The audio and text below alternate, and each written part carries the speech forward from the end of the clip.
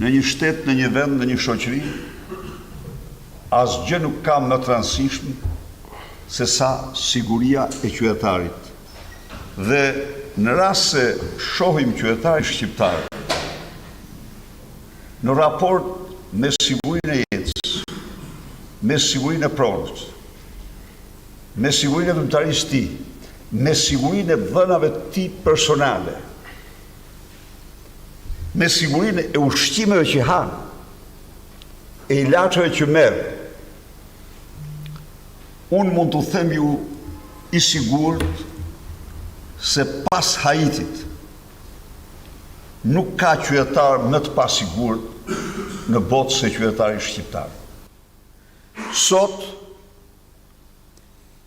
me dhjetra studius, analist, por dhe hetues ndërkombëtar, prokuror,